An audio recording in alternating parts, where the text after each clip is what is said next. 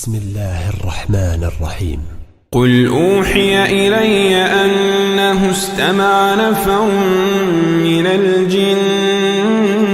فقالوا إنا سمعنا قرآنا عجبا يهدي إلى الرشد فآمنا به ولن نشرك بربنا أحدا وأنه تعالى جد ربنا ما اتخذ صاحبة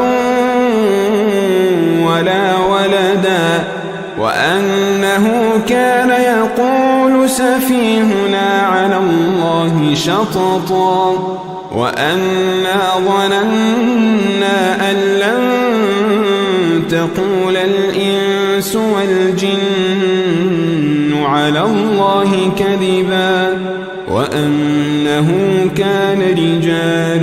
من الإنس يعوذون برجال من الجن فزادوهم رهقا وأنهم ظنوا كما ظننتم أن لن يبعث الله أحدا وأنا لمسنا السماء فوجدناها ملئت حرسا شديدا وشهبا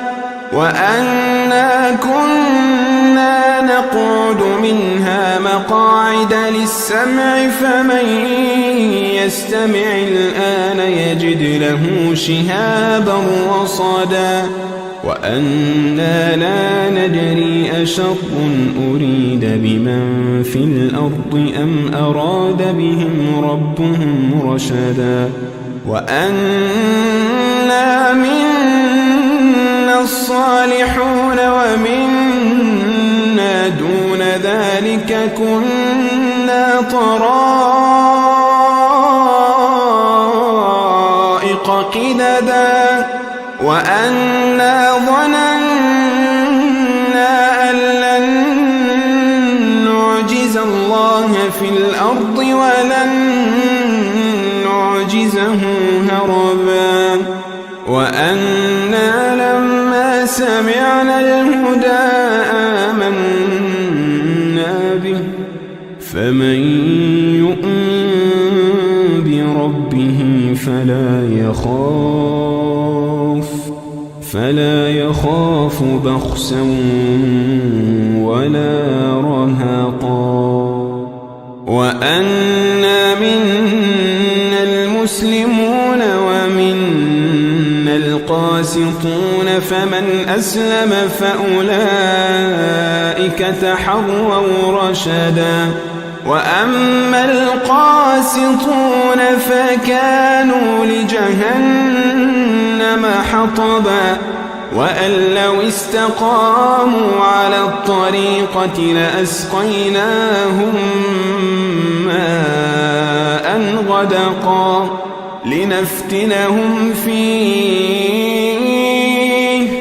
لنفتنهم فيه ومن يعرض عن ذكر ربه يسلكه عذابا صعدا وأن المساجد لله فلا تدعوا مع الله أحدا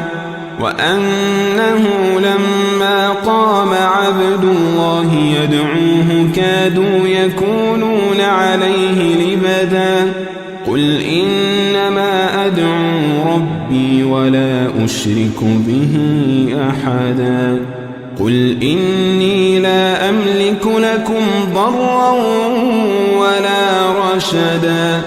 قل إني لن يجيرني من الله أحد ولن أجد من دونه ملتحدا إلا بلاغا من الله ورسالاته ومن يعص الله ورسوله فإن له نار جهنم فإن له نار جهنم خالدين فيها أبدا حتى إذا رأوا ما يوعدون فسيعلمون من أضعف ناصرا وأقل عددا قل إن أدري أقريب ما توعدون أم يجعل له ربي أمدا عالم الغيب فلا يظهر على غيبه أحدا إلا من ارتضى من رسول فإنه يسلك من بين يديه ومن خلفه رصدا ليعلم أن قد أبلغوا رسالات ربهم وأحاط بما لديهم وأحصى كل شيء عددا.